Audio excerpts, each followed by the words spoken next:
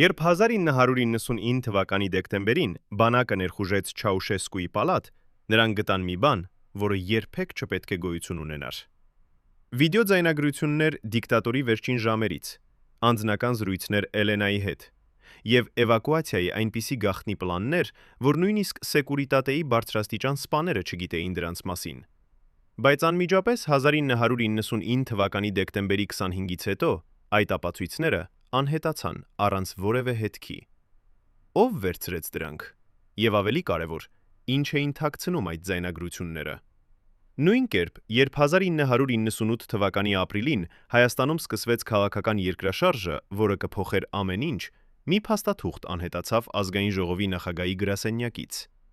Այդ փաստաթուղթը պարունակում էր ցուցակ 15 անուն, 15 մարդ, ովքեր պետք է վերացվեին հեղափոխությունից հետո։ Երբ գեներալները տեսան այդ ցուցակը, նրանք հասկացան կամ նա, կամ մենք։ Գալուստ Սահակյանը, մարդը, ով 23 տարի անընդմեջ նստել էր իշխանության գագաթին, երբեք չկարծեց, որ իր ստորագրած այդ թուղթը կդառնա իր սեփական դատավճիռը։ Պատկերացրեք, որ դուք եք այն 12 մարդկանցից մեկը, ովքեր ամեն ինչ գիտեին Չաուշեսկուի մասին։ Յուրաքանչյուր բժշկական գաղտնիք, յուրաքանչյուր էվակուացիայի պլան, յուրաքանչյուր թաքնված թունել Բուխարեստի տակ։ Հիմա պատկերացրեք, որ պետք է ընտրություն կատարեք, պահպանել ձեր հավատարմությունը, թե փրկել ձեր կյանքը։ 1999 թվականի դեկտեմբերի 22-ին այդ մարդիկ կատարեցին ընտրություն, որը փոխեց Ռումինիայի պատմությունը։ Ինչն ստիպեց նրանց դավաճանել իրենց գերագույն ղեկավարին։ Նույն հարցը կարելի է տալ Հայաստանի մասին։ 1998 թվականի ապրիլին, երբ Երևանի փողոցները լցվեցին 100 հազարավոր մարդկանցով, Հանրապետական կուսակցության ներքին շրջանակում 12 մարդ գիտեին, որ ամեն ինչ վերջացել է։ Նրանք տեսել էին թվերը, բանկային հաշիվները, օֆշորային ընկերությունները, գաղտնի գործարքները։ Նրանք գիտեին, որ Գալուստ Սահակյանը, այս մարդը, ով 20 տարի կառավարել էր պարլամենտը երկաթե ձեռքով, արդեն կորցրել էր իր ամենակարևոր ակտիվը՝ ժողովրդի վախը։ Բայց ինչու նրանք լռեցին այնքան երկար։ Ինչու սպասեցին մինչև փողոցները բոցավառվեին։ Գալուստ Սահակյանը ծնվել է 1948 թվականի ապրիլի 8-ին Երևանում, այն ժամանակ, երբ Խորհրդային Միությունը դեռ վերականգնվում էր Երկրորդ համաշխարհային պատերազմից։ Նրա ընտանիքը պատկանում էր այն սովետական միջին դասին, որը ապրում էր համեստ, բայց երբեք չէր գանգատվում։ Հայրը Գրիգորը աշխատում էր գործարանում, մայրը տանը։ Երեխա Գալուստը սովորում էր լավ, բայց ոչ գերազանց։ Նա սովորում էր լռել ճիշտ պահին եւ խոսել, երբ դա անհրաժեշտ էր։ Այս հմտությունը, որը նա ձեռք բերեց դեռևս դպրոցական տարիներին, հետագայում կդառնար նրա ամենամեծ զենքը քաղաքական ասպարեզում։ Բայց նույնիսկ այն ժամանակ, երբ նա նստում էր դասարանում եւ լսում ուսուցչի դասախոսությունները կոմունիզմի փառքի մասին, նրա մտքում արդեն ձևավորվում էր մի այլ պատկեր՝ իշխանության, հսկողության, անսասան ազդեցության պատկեր։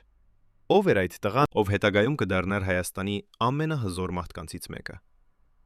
Ինչ տեսավ նա իր երիտասարդ տարիներին, որ այդքան խորը արմատավորեց նրա մեջ իշխանության ծարավը։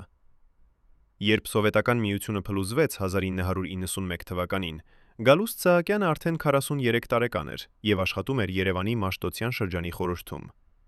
Դա էր այն ժամանակաշրջանը, երբ հին կարգը փլվում էր եւ նոր հնարավորություններ էին բացվում նրանց համար, ովքեր բավականաչափ խելացի էին օգտվելու քաոսից։ Սահակյանը հենց այդպիսին էր։ Նա տեսավ, որ անկախ Հայաստանում իշխանությունը չի պատկանի ամենաբարձրաձայն մարդկանց, այլ նրանց, ովքեր կարողանում են կառուցել կապեր, ստեղծել ցանցեր, վերահսկել ռեսուրսները։ 1995 թվականի հուլիսին նա առաջին անգամ ընտրվեց Ազգային ժողովի падգամավոր։ Դա էր նրա իսկական քաղաքական կարիերայի սկիզբը։ Բայց քիչ մարդիկ գիտեին, որ այդ ընտրություններից առաջ Սահակյանը հանդիպել էր 3 հոգու հետ, 3 մարդ, ովքեր վերահսկում էին Երևանի ամենամեծ շուկաները։ Այդ հանդիպումից հետո նրանք դարձան նրա ամենավստահելի դաշնակիցները։ Ինչ խոսեցին նրանք այդ գիշեր։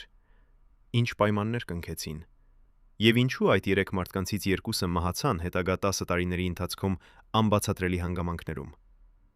1998 թվականին, երբ Հայաստանի փողոցները լցվեցին ցուցարարներով, ովքեր պահանջում էին Սերժ Սարգսյանի հրաժարականը, Գալուստ Սահակյանը արդեն 70 տարեկան էր։ Նա արդեն 3 տարի չէր զբաղեցնում Ազգային ժողովի նախագահի պաշտոնը։ Իր լիազորությունները ավարտվել էին 1917 թվականի մայիսի 18-ին։ Բայց նա դեռևս մնում էր Հանրապետական կուսակցության ամենաազդեցիկ ֆիգուրներից մեկը։ Երբ ապրիլյան հեղափոխությունը սկսվեց, Սահակյանը նստած էր իր տանը եւ դիտում էր հեռուստացույցով, թե ինչպես են փլուզվում այն կառույցները, որոնք նա օգնել էր կառուցել 20 տարվա ընթացքում։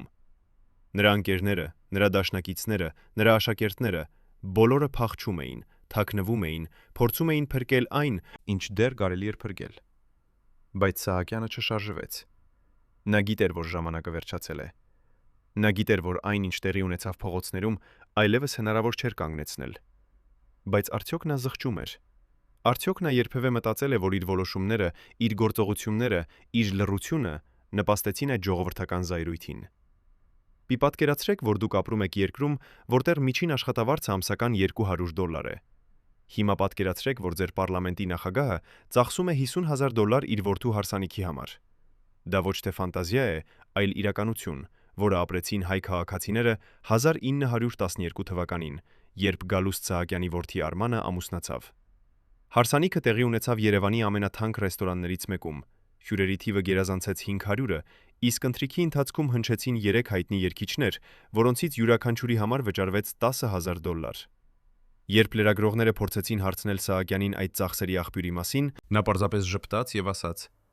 «Սա ընտանեկան հարց է»։ Բայց ժողովուրդը չէր ժպտում։ Ժողովուրդը տեսնում էր այդ շքեղությունը եւ համեմատում իր սեփական կյանքի հետ՝ հին բնակարանները, փչացած ճանապարհները, անվճար բժշկական օգնության բացակայությունը։ Սահակյանը ծախսեց $50,000 մեկ երեկոյի համար, մինչդեռ միջին հայ ընտանիքը ապրում էր $200 ամիսը։ Ինչպես կարող էր նա չտեսնել այդ անհավասարությունը։ Ինչպես կարող էր նա չհասկանալ, որ յուրաքանչյուր այդպիսի շքեղ հարսանիք, յուրաքանչյուր թանկարժեք մեքենա, յուրաքանչյուր ուր օֆշորային հաշիվ էր դառնում եւս մեկ քար այն պատին, որը բաժանում էր իշխանությունը ժողովրդից։ 1998 թվականի ապրիլի 22-ին, երբ Սերժ Սարգսյանը հայտարարեց իր հրաժարականի մասին, Գալուստ Սահակյանը նստած էր իր ընտանիքի հետ եւ լռում էր։ Նրա կինը լաց էր լինում, նրա որդիները փորձում էին հասկանալ, թե ինչ կլինի հետագայում։ Բայց Սահակյանը լռում էր։ Նա միշտ լռում էր ճիշտ պահին։ Այդ լռությունը, որը նա սովորել էր դեռևս մանկության տարիներին, այժմ դարձել էր նրա վերջին պաշտպանությունը։ Նա չէր խոսում լրագրողների հետ, չէր տալիս հարցազրույցներ, չէր բացատրում իր դիրքորոշումը։ Նա պարզապես անհետացավ հանրային տեսադաշտից։ Բայց նրա լռությունը ավելի բարձրաձայն էր, քան ցանկացած խոսք։ Այն խոսում էր մեղքի մասին, խոսում էր ամոթի մասին, խոսում էր այն մասին, որ նա գիտեր ինչ էր արել, եւ գիտեր, ինչի համար էր ժողովուրդը փողոցներում։ Նրա ընկերները, նրանք, ովքեր մնացել էին նրան հավատարիմ, փորձեցին կապվել նրա հետ, բայց Սահակյանը չէր պատասխանում զանգերին։ Նա փակվել էր իր տան մեջ, իր լռության մեջ, իր անցյալի մեջ։ Արդյոք նա վախենում էր։ Արդյոք նա սպասում էր, որ դուռը կբացվի եւ կգան ձերբակալելու։ Թե նա պարզապես հոգնել էր պայքարից, հոգնել էր ստից, հոգնել էր այն դերից, որը խաղացել էր այնքան երկար։ Բայց եկեք վերադառնանք ավելի վաղ, 1998 թվականի մարտին, երբ դեռ ոչ ոք չէր պատկերացնում, որ մեկ ամիս անց ամեն ինչ կփոխվի։ Այդ ժամանակ Սահակյանը հանդիպեց մի մարդու հետ, ով փոխեց ամեն ինչ։ Այդ մարդը չէր եկել Հայաստանից։ Նա ժամանել էր գիշերային չվերթով, անցել էր օդանավակայանը առանց սովորական ստուգումների եւ ուղղակի գնացել էր Սահակյանի տուն։ Ոչ ոք չգիտեր այդ հանդիպման մասին, ոչ մի պաշտոնական արձանագրություն չկար։ Բայց Սահակյանի անձնական վարորդը, մարդը, ով 15 տարի ծառայել էր նրան եւ երբեք չէր խոսել, այդ գիշերը տեսավ ինչ-որ բան, որը նրան սարսափեցրեց։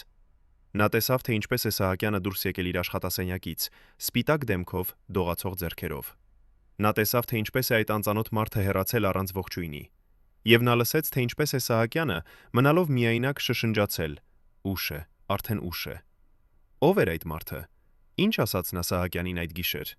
Արդյոք նրան առաջարկվեց աքսոր, թե ընթերցվեց դատավճիռը։ Արդյոք նա ԿԳԲ-ի գործակալ էր, ԿՀՎ-ի դեսպան, թե ինչ-որ ավելի հզոր ուժի ներկայացուցիչ։ 1998 թվականի ապրիլի 24-ին, երբ Նիկոլ Փաշինյանը դարձավ Հայաստանի վարչապետ, Գալուստ Սահակյանը նստած էր իր տանը եւ դիտում էր հեռարձակումը։ Նա տեսավ ժողովրդի ուրախությունը, տեսավ հույսը նրանց աչքերում, տեսավ, թե ինչպես են մարդիկ գրկում միմյանց փողոցներում։ Եվ առաջին անգամ իր կյանքում Սահակյանը զգաց ինչ-որ բան, ինչ նա երբեք չէր զգացել քաղաքական ասպարեզում։ Նա զգաց ամոթ։ Ոչ թե վախ, ոչ թե զայրույթ, այլ խորը, ծանր ամոթ։ Նա հասկացավ, որ այդ ժողովուրդը, որը այժմ տոնում էր փողոցներում, տարիներ շարունակ տառապել էր նրա եւ նրա ընկերների պատճառով։ Նա հասկացավ, որ յուրաքանչյուր շքեղ հարսանիք, յուրաքանչյուր թանկարժեք մեքենա, յուրաքանչյուր օֆշորային հաշիվ եղել է ոչ թե նվաճում, այլ գողություն։ Գողություն այն մարդկանցից, ովքեր վստահել էին նրան, ովքեր ընտրել էին նրան, ովքեր հավատացել էին, որ նա կծառայի նրանց շահերին։ Բայց արդյոք այդ ամոթը բավարար էր։ Արդյոք Սահակյանը երբևէ հանրայնորեն ընդունեց իր սխալները։ Արդյոք նա երբևէ խնդրեց ներողություն այն մարդկանցից, որոնց դավաճանեց։ 1998 թվականից հետո Սահակյանը ապրեց դեռ 4 տարի։ Այդ տարիները նա անցկացրեց լռության մեջ։ Նա չտվեց հարցազրույցներ, չգրեց հուշագրություններ, չփորձեց արդարացնել իր գործողությունները։ Նա պարզապես անհետացավ։ 1922 թվականի դեկտեմբերի 18-ին նա մահացավ Երևանում։ Պաշտոնական տելեկատվությունը խոսում էր երկարատև հիվանդության մասին, բուժման մասին Գերմանիայում, բայց ոչ ոք չգիտեր ճշգրիտ մանրամասները։ Նրա թաղմանը ներկա էին միայն ընտանիքի անդամները եւ մի քանի հին ընկերներ։ Ոչ մի պաշտոնական անձ, ոչ մի հանրային ելույթ, ոչ մի հարգանքի տուրք։ Գալուստ Սահակյանը, մարդը, ով 23 տարի եղել էր Հայաստանի քաղաքական կյանքի կենտրոնում, հեռացավ լռությամբ, ինչպես եկել էր։ Բայց նրա լռությունը, նրա բացակայությունը, նրա անհետացումը խոսում էին ավելին, քան ցանկացած խոսք կարող էր խոսել։ Դա էր մի մարդու պատմությունը, ով ընտրեց իշխանությունը ժողովրդի փոխարեն, ընտրեց հարստությունը պատասխանատվության փոխարեն, ընտրեց լռությունը ճշմարտության փոխարեն։ Եվ վերջում, երբ ամեն ինչ փլուզվեց, երբ ժողովուրդը վերցրեց իր իշխանությունը, Սահակյանը մնաց միայնակ, իր լռության, իր ամոթի, իր անցյալի հետ։ Արդյոք նա երբևէ զղջաց։ Արդյոք նա երբևէ մտածեց, թե ինչպես կարող էր ամեն ինչ լինել այլ կերպ։ Թե նա պարզապես ընդունեց, որ այս էր նրա ճակատագիրը, լինել այն մարդը, ով օգնեց կառուցել համակարգը, որը վերջում ջախջախեց իր ստեղծողներին։ Մինչև վերջին պահը հավատացի, որ կփրկվենք, ասում է Հանրապետական կուսակցության նախկին ներքին շրջանակի անդամը, ձեռքերը դեռ դողում են 35 տարի անց։ Ինչ գիտեր այս մարդը, ինչ մենք չգիտենք։ Այս երեկո 3 նախկին անդամներ, ովքեր պատկանում էին Սահակյանի ամենամոտ շրջապատին, առաջին անգամ են խոսում այն գաղտնիքների մասին, որոնք պահել են տասնամյակներ շարունակ։ Նրանց բացահայտումները կփոխեն այն ամենը, ինչ դուք կարծում եք, որ գիտեք 1998 թվականի վերջին օրերի մասին։ Մեկը պատմում է, թե ինչպես Սահակյանը, երբ տեսավ փողոցներում 100 հազարավոր մարդկանց, կանչեց իր ամենավստահելի օգնականներին եւ ասաց. «Մենք կորցրինք ոչ թե իշխանությունը, այլ իրավունքը իշխանության»։ Մյուսը հիշում է, թե ինչպես Սահակյանի գրասենյակում ապրիլի 21-ին, երբ արդեն պարզ էր, որ Սարգսյանը պետք է հրաժարական տա, գտան մի փաստաթուղթ, ձեռագիր ցուցակ 15 անունով։ Այդ անուններից 7-ը պատկանում էին բարձրաստիճան զինվորականների, 5-ը ընդդիմադիր լրագրողների, 3-ը քաղաքացիական ակտիվիստների։ Վերևում Սահակյանի ձեռագրով գրված էր «հետո»։ Ինչ նշանակում էր այդ հետո։ Հետո ինչից։ Երրորդ վկան, նախկին անվտանգության սպա, պատմում է, թե ինչպես Սահակյանը մարտի վերջին օրերին սկսեց ստուգել գաղտնի ելքերը ազգային ժողովի շենքից, ելքեր, որոնք կառուցվել էին դեռ խորհրդային տարիներին եւ որոնք գիտեին միայն 5 հոգի ողջ երկրում։ Ինչու էր նա պատրաստվում փախուստի։ Ումից էր վախենում։ Եվ ամենակարևորը, ինչու այդ փախուստը երբեք չիրականացավ։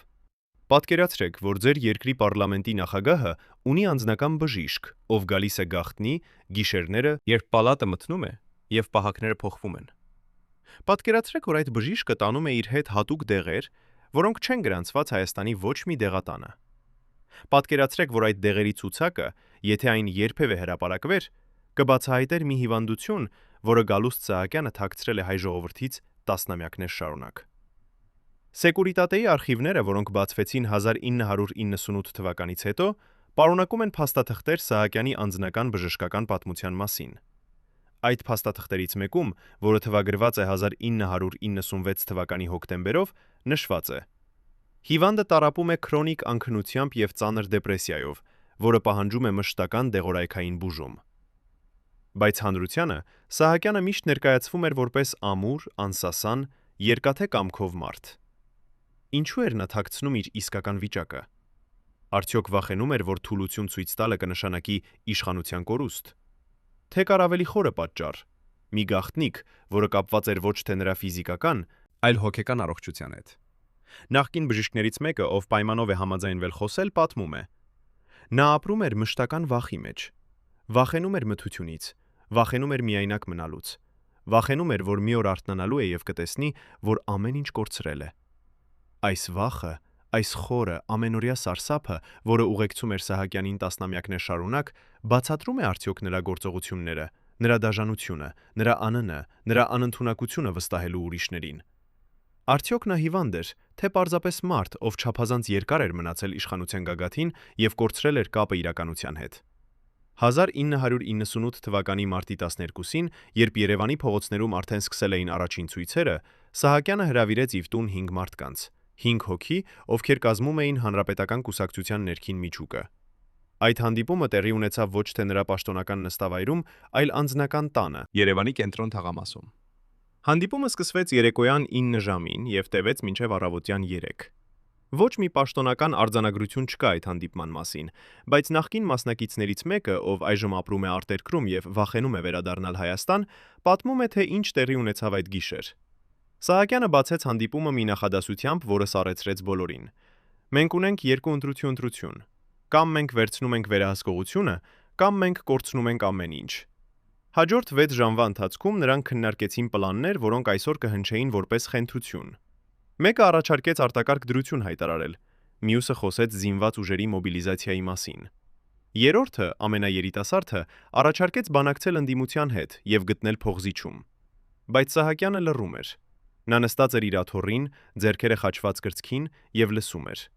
Եվ երբ բոլորը ավարտեցին խոսել, նա ասաց ինչ-որ բան, որը ոչ ոք չէր սպասում լսել։ Նա ասաց. «Արդեն ուշ է, մենք կորցրինք ոչ թե փողոցը, Այլ մարդկանց սրտերը։ եւ սրտերը հետ չես վերցնում ուժով»։ Այդ պահից սենյակում իջավ լռություն։ Ինչու Սահակյանը, մարդը, ով 20 տարի պայքարել էր իշխանության համար, հանկարծ խոսեց պարտության մասին։ Արդյոք նա գիտեր ինչ-որ բան, ինչ մյուսները չգիտեին։ Արդյոք նրան արդեն ասել էին, որ խաղը վերջացել է։ Բայց եկեք վերադառնանք ավելի վաղ, 1990 թվականի փետրվարին, երբ դեռ ոչ ոք չէր խոսում հեղափոխության մասին։ Այդ ամսվա 25-ին Սահակյանը ստացավ զանգ, անծանոթ համարից, միջազգային կոդով։ Զանգողը խոսեց ռուսերեն, բայց շեշտը ցույց էր տալիս, որ նա ռուս չէ։ Նա ասաց Սահակյանին, որ ուզում է հանդիպել, անձամբ, գաղտնի, առանց պահակների։ Սահակյանը, ով սովորաբար երբեք չէր ընդունում այդպիսի առաջարկներ, այս անգամ համաձայնվեց։ Հանդիպումը տեղի ունեցավ մի փոքր սրճարանում Երևանի Արվարձաններում, որտեղ ոչ ոք չէր ճանաչի նրանց։ Անծանոթ մարդը ներկայացավ որպես միջազգային խորհրդատու, բայց Սահակյանը անմիջապես հասկացավ, որ նա աշխատում է ավելի լուրջ կառույցի համար։ Խոսակցությունը տևեց 20 րոպե։ Անծանոթը ցույց տվեց Սահակյանին 3 լուսանկար։ Լուսանկարներ, որոնք ցույց էին տալիս նրա որդու օֆշորային հաշիվները, նրա կնոջ անշարժ գույքը Դուբայում, նրա եղբոր գաղտնի բիզնես գործարքները Մոսկվայում։ Անծանոթը չսպառնաց, չբարձրացրեց ձայնը։ Նա պարզապես ասաց.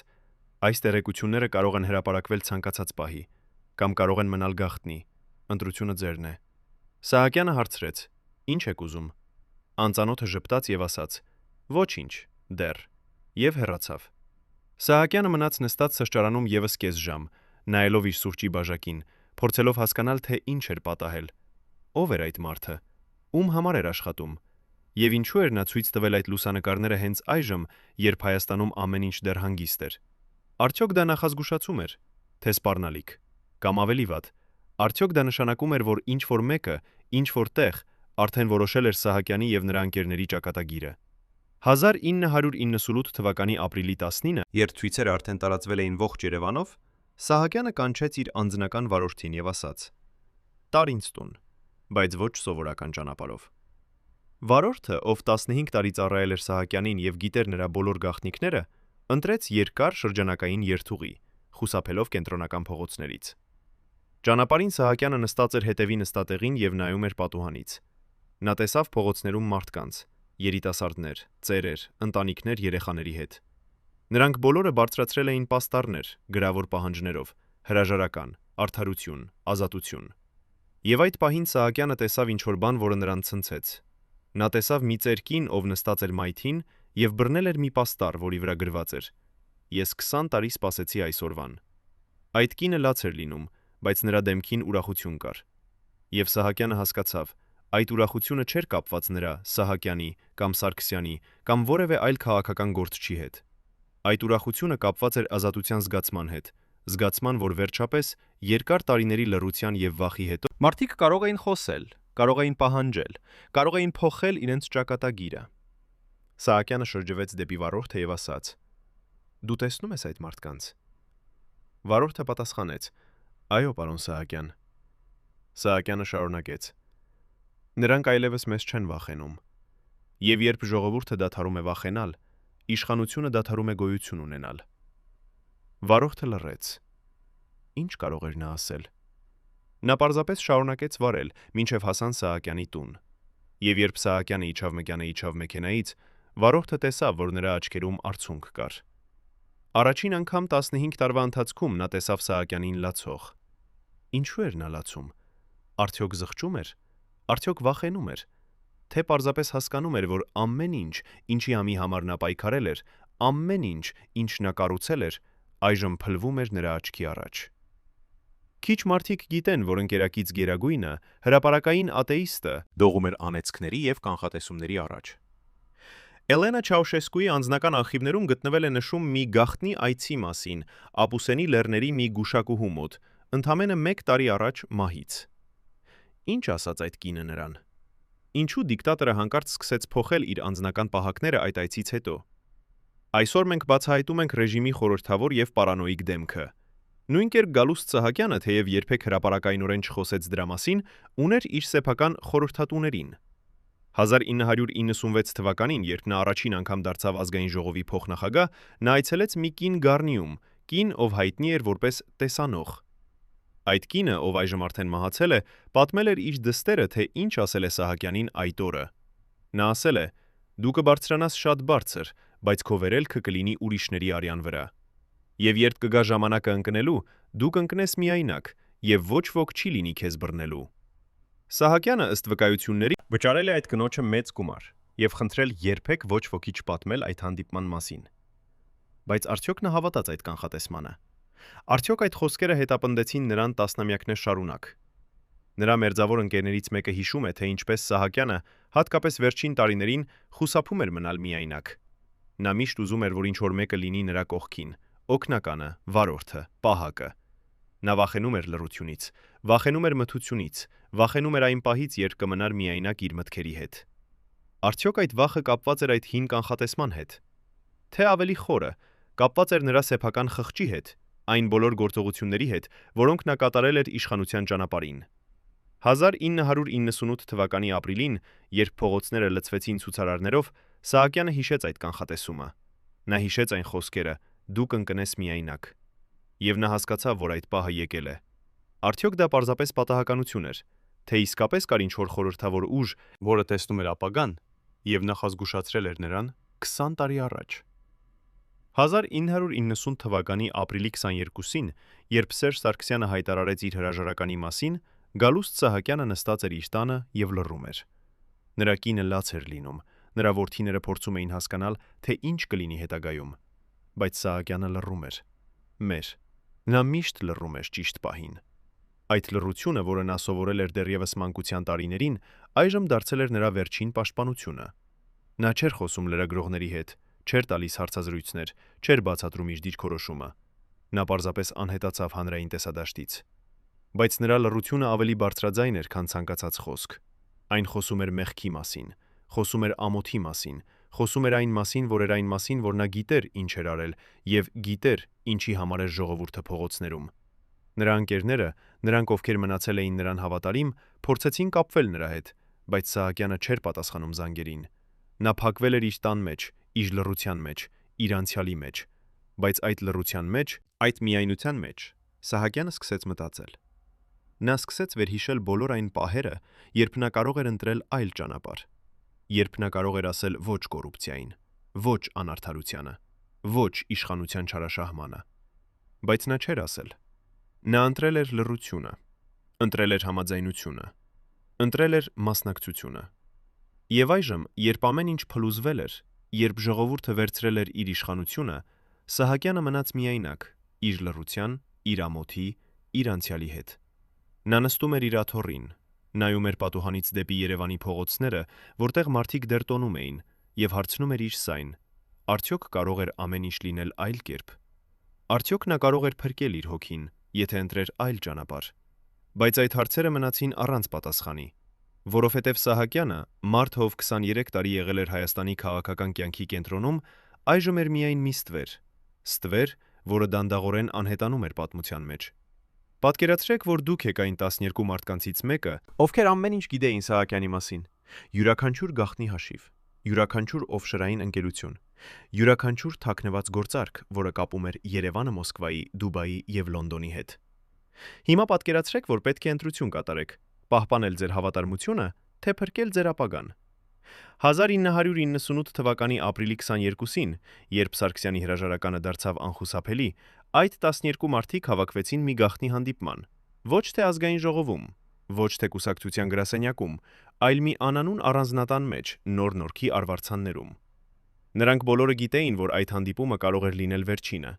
Նրանք բոլորը գիտեին, որ այն, ինչ նրանք կասեին այդ գիշեր, կորոշեր ոչ միայն իրենց ապագան, այլև Հայաստանի քաղաքական լանդշաֆտը հաջորդ տասնամյակների համար։ Սենյակում լարվածությունը այնքան խիտ էր, որ կարելի էր շոշափել։ Ո՞վ էին այդ 12 մարդիկ։ Ինչու հենց նրանք էին ընտրված լինելու այդ գաղտնի խորհրդի անդամները։ Եվ ամենակարևորը, ինչ որոշեցին նրանք այդ գիշեր, երբ Երևանի փողոցները դեռ լցված էին 100 հազարավոր մարդկանցով, ովքեր պահանջում էին փոփոխություն։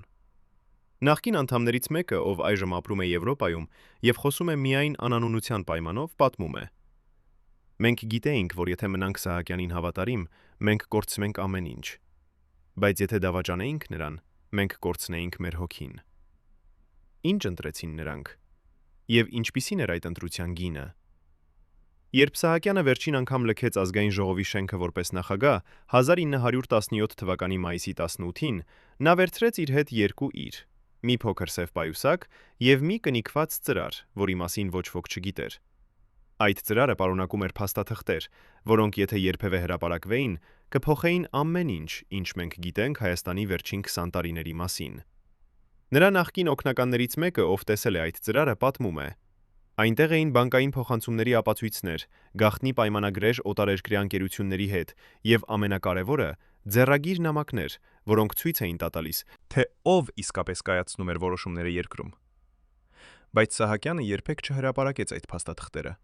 Նա տարավ դրանք տուն, դրեց իր անձնական սեյֆում եւ երբեք չխոսեց դրանց մասին։ Ինչու։ Արդյոք վախենում էր հետևանքներից, թե դեռ հույս ուներ, որ մի օր ամեն ինչ կվերադառնա նախկին վիճակին եւ այդ փաստաթղթերը կդառնան նրա ապահովագրությունը։ Կամ ավելի խորը, արդյոք նա պահպանում էր այդ գաղտնիքները, որովհետեւ գիտեր, որ դրանց բացահայտումը կվնասեր ոչ միայն իր թշնամիներին, այլև իր ընկերներին, իր ընտանիքին, նույնիսկ իր երկրին։ Այդ սև պայուսակը եւ կնիկված ծրարը դարձան Սահակյանի վերջին գաղտնիքը։ Գաղտնիք, որը նա տարավ իր հետ գերեզման։ 1998 թվականի ապրիլի 24-ին, երբ Նիկոլ Փաշինյանը դարձավ Հայաստանի վարչապետ, Սահակյանի տանը տեղի ունեցավ ինչ-որ բան, որի մասին քիչ մարդիկ գիտեն։ Այդ օրը, երեկոյան ժամը 8-ին, երբ Երևանի փողոցները դեռ լցված էին տոնող մարդկանցով, Սահակյանի դուռը թակեցին։ Երբ նրա կինը բացեց դուռը, նա տեսավ 2 մարդկանց, 2 անծանոթ, ովքեր ներկայացան որպես արխիվային աշխատողներ։ Նրանք ասացին, որ եկել են վերցնելու պետական փաստաթղթերը, որոնք Սահակյանը պահում էր տանը։ Սահակյանը, ով այդ պահին նստած էր իր աշխատասենյակում, լսեց այդ խոսակցությունը եւ դուրս եկավ։ Նա նայեց այդ 2 մարդկանց աչքերի մեջ եւ ասաց. Ես ոչինչ չունեմ ձեզ տալու։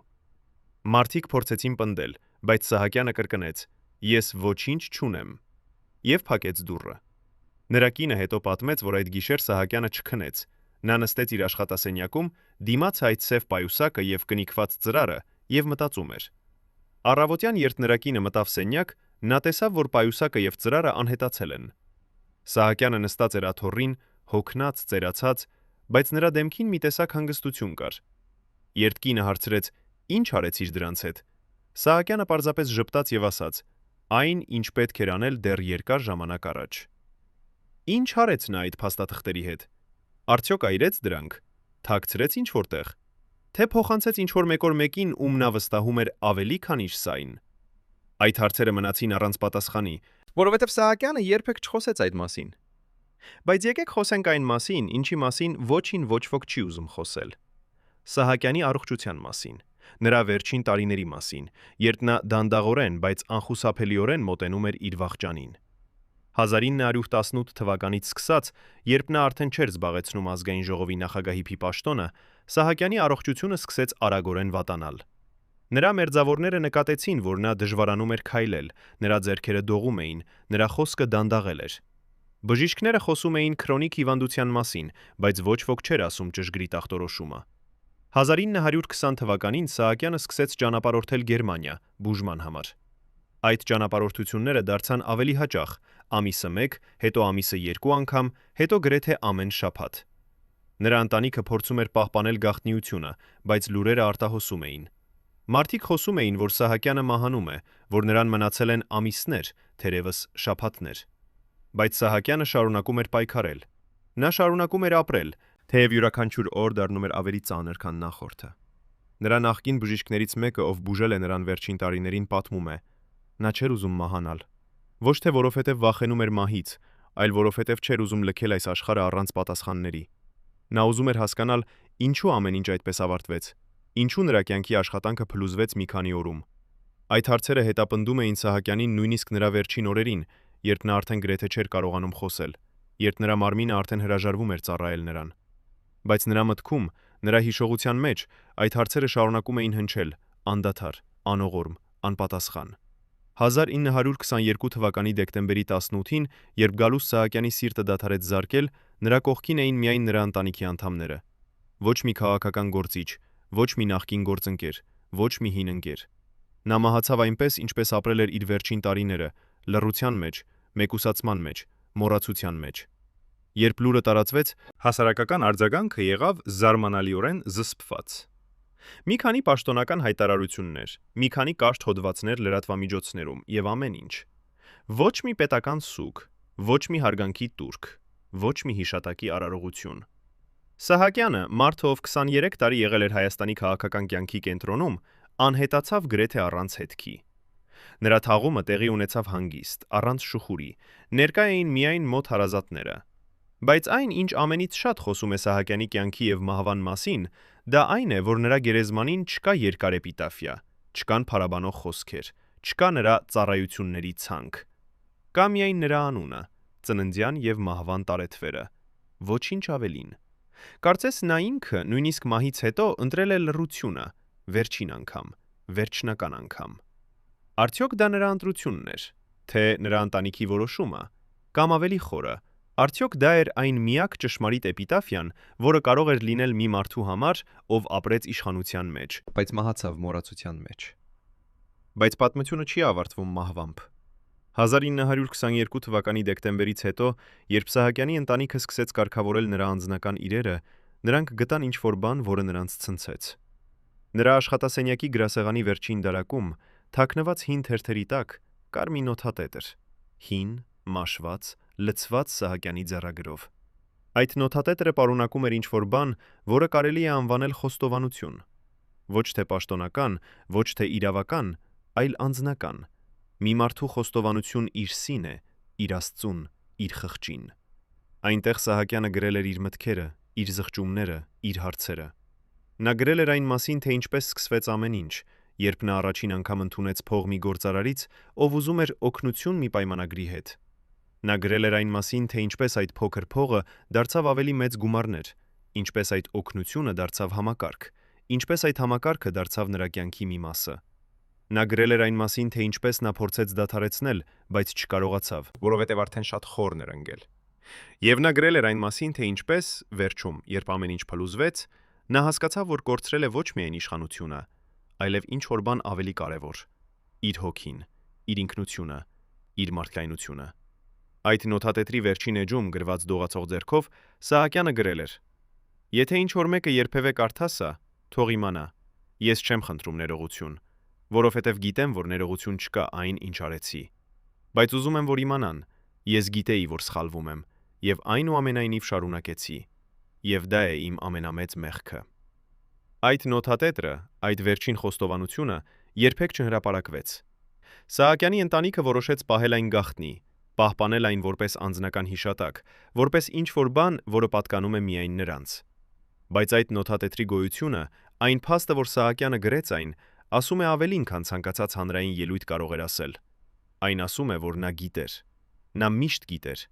եւ այդ գիտելիքը, այդ գիտակցությունը, որ նա սխալվում է, որ նա վնասում է իր երկրին, իր ժողովրդին, իր ապագային,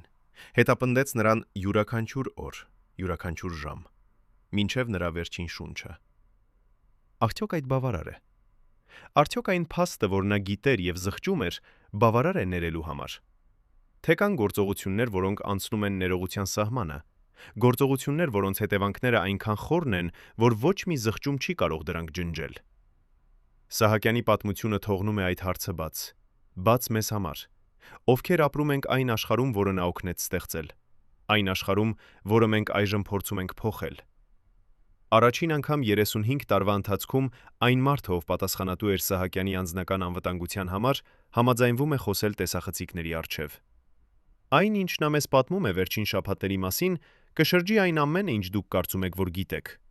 Անձնական զրույցներից Սահակյանի եւ նրա ամենամոտ շրջապատի միջև հուսահատ փախուստի պլաններ, մինչև այն պահը, երբ նրանք հասկացան, որ ամեն ինչ ավարտվել է։ Բացառիկ վկայություն, որը ձեզ կպահի շնչախեղդ։ Այս մարդը պատմում է, թե ինչպես 1998 թվականի ապրիլի 19-ը, երբ փողոցները արդեն լցված էին ցուցարարներով, Սահակյանը կանչեց իր ամենավստահելի 5 մարդկանց եւ ասաց. «Մենք ունենք 24 ժամ որոշելու համար. մնալ եւ պայքարել, թե հեռանալ եւ փրկվել»։ Այդ 5 մարդկանցից 3-ը ընտրեցին հեռանալ։ Նրանք այդ գիշերն իսկ թողեցին Հայաստանը։ Մեկը թռավ Մոսկվա, մյուսը Դուբայ, երրորդը անհետացավ առանց հետքի։ Բայց 2-ը մնացին։ Ինչու՞։ Ինչն ստիպեց նրանց մնալ, երբ ամեն ինչ ցույց էր տալիս, որ վերջն է եկել։ Նախկին անվտանգության սպան պատմում է. նրանք մնացին ոչ թե հավատարմության պատճառով, այլ վախի։ Նրանք վախենում էին, որ եթե փախչեն, ինչ-որ մեկը կբացահայտի նրանց գաղտնիքները։ Նրանք վախենում էին, որ փախուստը կլինի խոստովանություն։ Այդ 2 մարդիկ մնացին Սահակյանի կողքին մինչև վերջ։ Բայց ով էին նրանք։ Եվ ինչ եղավ նրանց հետո, երբ փոշին հանգստացավ եւ նոր իշխանությունը սկսեց հարցնել հարցեր։ Պատկերացրեք, որ դուք ապրում եք երկրում, որտեղ քաղաքական էլիտան ծախսում է միլիոններ շքեղ մեքենաների, առանձնատների եւ արտասահմանյան ճանապարհորդությունների վրա, մինչդեռ միջին ընտանիքը ապրում է ամսական $200։ Հիմա պատկերացրեք, որ մի օր այդ էլիտան արթնանում է եւ տեսնում, որ փողոցները լցված են մարդկանցով, ովքեր ասում են բավական է։ 1998 թվականի ապրիլին Հայաստանում տեղի ունեցավ ինչ-որ բան, որը շատերը կանվանեն հեղափոխություն, բայց որը իրականում էր ավելի խորը։ Դա էր հասարակության արթնացումը, գիտակցումը, որ իշխանությունը պատկանում է ոչ թե նրանց, ովքեր նստած են պալատներում, այլ նրանց, ովքեր ապրում են փողոցներում։ Սահակյանի շքեղ կյանքը, նրա որդիների հարսանիքները, նրա ընտանիքի անշարժ գույքը արտերկրում, այս ամենը դարձավ խորհրդանիշ այն անհավասարության, որը բաժանում էր Հայաստանը 2 աշխարհի։ Մի աշխարհ, որտեղ ամեն ինչ հնարավոր էր, եթե ունեիր ճիշտ կապերը, եւ մեկ այլ աշխարհ, որտեղ ամեն ինչ անհնար էր, անկախ նրանից, թե որքան ծանր աշխատեիր։ Երբ Սահակյանի որդի Արմանը ամուսնացավ 1912 թվականին, հարսանիքի ծախսերը գերազանցեցին $50,000։ Այդ գումարը հավասար էր 20 հայ ընտանիքների տարեկան եկամտին։ Բայց Սահակյանը չտեսավ այդ անհավասարությունը, կամ ավելի ճիշտ, նա ընտրեց չտեսնել։ Նա ապրում էր իր փուչիկում, իր աշխարհում, որտեղ շքեղությունը նորմալ էր, որտեղ $50,000 ծախսել մեկ երեկոյի համար էր ընդունելի, որտեղ ժողովրդի տառապանքներ էին հեռու, անտեսանելի, անիրական։ Բայց 1998 թվականի ապրիլին այդ փուչիկը պայթեց, եւ Սահակյանը առաջին անգամ իր կյանքում տեսավ իրական Հայաստանը, ոչ թե այն երկիրը, որը նա պատկերացնում էր իր գրասենյակից, այլ այն երկիրը, որը ապրում էր փողոցներում, այն մարդկանց, ովքեր տառապում էին, պայքարում էին, հույս ունեին։ Արդյոք այդ տեսողությունը փոխեց նրան։ Արդյոք նա վերջապես հասկացավ, թե ինչ էր արել, թե արդեն ուշ էր, չափազանց ուշ փոխվելու, չափազանց ուշ ներողություն խնդրելու, չափազանց ուշ ճշմարտությունը ընդունելու համար։ 1998 թվականի ապրիլի 23-ին, մեկ օր Փաշինյանի վարչապետ դառնալուց հետո, Սահակյանի տանը տեղի ունեցավ վերջին հանդիպումը։ Այս անգամ եկան ոչ թե արխիվային աշխատողներ, այլ իրական մարդիկ, նախկին ընկերներ, նախկին դաշնակիցներ, մարդիկ, ովքեր տարիներ շարունակ աշխատել էին Սահակյանի հետ։ Նրանք եկան ոչ թե սպառնալու, այլ հարցնելու։ Նրանք ուզում էին իմանալ, ինչ պետք է անեն հիմա, երբ ամեն ինչ փոխվել է, երբ հին կարգը փլուզվել է, երբ նոր իշխանությունը սկսում է հարցեր տալ։ Սահակյանը նստեց նրանց հետ իր հյուրասենյակում, այն նույն սենյակում, որտեղ տարիներ շարունակ նա ընդունել էր գործարարների, քաղաքական գործիչների, օտարերկրյա հյուրերի, բայց այս անգամ ամեն ինչ այլ էր։ Այս անգամ նա չէր նստում իշխանության աթոռին, այլ պարզապես մի ծեր մարդու աթոռին, ով կորցրել էր ամեն ինչ։ Նա լսեց նրանց հարցերը, նրանց վախերը, նրանց հույսերը, եւ երբ նրանք ավարտեցին խոսել, նա ասաց ինչ-որ բան, որը ոչ ոք չէր սպասում լսել։ Նա ասաց. «Մենք կորցրինք ոչ թե իշխանությունը, այլ իրավունքը իշխանության։ Մենք կորցրինք այն պահից, երբ սկսեցինք մտածել, որ իշխանությունը մեր անձնական սեփականությունն է, այլ ոչ թե ժողովրդի վստահությունը։ Եվ հիմա, երբ ժողովուրդը վերցրեց հետ իր վստահությունը, մենք չունենք ինչ-որ բան պահանջելու իրավունք»։ Այդ խոսքերը սառեցրին սենյակը։ Մարդիկ նայում էին միմյանց, փորձելով հասկանալ, արդյոք Սահակյանը լուրջ է, թե պարզապես հոգնել է եւ հրաժարվել է պայքարից։ Բայց Սահակյանը շարունակեց. «Գնացեք տուն։ Գնացեք ձեր ընտանիքների մոտ եւ փորձեք ապրել այնպես, որ ձեր երեխաները չամաչեն ձեզանից»։ Եվ դա էր վերջը։ Մարդիկ հեռացան լռությամբ, իմանալով, որ այլևս չկա հետ դառնալ, այլևս չկա վերականգնել այն, ինչ կորել է։ Ինչ զգացին նրանք այդ պահին։ Արդյոք զայրույթ Սահակյանի նկատմամբ, ով հրաժարվեց պայքարից, թե ազատություն, որ վերջապես ինչ-որ մեկը ասաց ճշմարտությունը։ Բայց ամենամեծ դավաճանությունը դեռ պետք է բացահայտվեր։ 1998 թվականի մայիսին, երբ արդեն ամեն ինչ հանգստացել էր եւ նոր իշխանությունը սկսել էր իր աշխատանքը, մի փաստաթուղթ արտահոսեց հրապարակայնություն։ Այդ փաստաթուղթը ցույց էր տալիս, որ Սահակյանի ամենամոտ օգնականներից մեկը, մարդ, ում նա վստահում էր ավելի, քան ցանկացած ուրիշի, գաղտնի կապեր ուներ ընդդիմության հետ դեռևս 1917 թվականից։ Այդ մարդը, որի անունը մենք չենք կարող հրապարակել իրավական պատճառներով, տարիներ շարունակ փոխանցում էր տեղեկություններ Սահակյանի պլանների, նրա հանդիպումների, նրա գաղտնի գործարքների մասին։ Նա էր այն մարդը, ով օգնեց ընդդիմությանը պլանավորել իրենց քայլերը, ով նախազգուշացրեց նրանց, երբ Սահակյանը պատրաստվում էր հակահարձակման։ Նա էր այն մարդը, ով վերջնականապես ապահովեց, որ 1998 թվականի ապրիլյան հեղափոխությունը հաջողի։ Երբ Սահակյանը իմացավ այդ դավաճանության մասին ոչ թե հրապարակայնությունից, այլ անձնական զանգից, այդ մարդուց, ով զանգեց նրան եւ ասաց. «Ներողություն, բայց ես չունեի այլ ընտրություն», Սահակյանը պարզապես փակեց հեռախոսը։ Նա չբարկացավ, չգոչեց, չսպառնաց։ Նա պարզապես նստեց իր աթոռին եւ լռեց։ Նրա կինը, ով այդ պահին սենյակում էր, հետո պատմեց, որ Սահակյանը նստեց այնպես ավելի քան 1 ժամ, անշարժ, լուռ, կարծես քարացած։ Եվ երբ վերջապես խոսեց, նա ասաց միայն մեկ նախադասություն. նա ճիշտ էր։ Նա իսկապես չուներ այլ ընտրություն։ Ինչ նշանակում էր այդ նախադասությունը։ Արդյոք Սահակյանը ներում էր իր դավաճանին, թե պարզապես ընդունում էր, որ այն համակարգը, որը նա օգնել էր կառուցել, այնպիսին էր, որ դավաճանությունը դառնում էր միակ ճանապարհը փրկվելու համար։ Այդ դավաճանը, այդ մարդը, ով տարիներ շարունակ խաղաց կրկնակի խաղ, այժմ ապրում է արտերկրում։ Նա երբեք չվերադարձավ Հայաստան։ Նա երբեք չտվեց հարցազրույց, չբացատրեց իր գործողությունները, չարդարացրեց իր ընտրությունը։ Նա պարզապես անհետացավ, թողնելով հետևում միայն հարցեր, որոնք երբեք չեն ստանա պատասխան։ 1998 թվականից հետո Հայաստանը փոխվեց։ Փողոցները, որոնք ապրիլին լցված էին ցուցարարներով, դանդաղորեն վերադարձան իրենց սովորական կյանքին։ Մարդիկ, ովքեր պահանջում էին փոփոխություն, սկսեցին տեսնել, որ փոփոխությունը գալիս է դանդաղ, շատ ավելի դանդաղ, քան նրանք հույս ունեին։ Նոր իշխանությունը բախվեց հին խնդիրներին՝ կոռուպցիա, աղքատություն, արտագաղթ։ Բայց ինչ-որ բան փոխվել էր։ Ինչ-որ բան հիմնարար, անդառնալի։ Մարդիկ այլևս չէին վախենում խոսել, չէին վախենում պահանջել, չէին վախենում հավատալ, որ նրանք կարող են փոխել իրենց ճակատագիրը։ Սահակյանի ժառանգությունը մնաց որպես նախազգուշացում։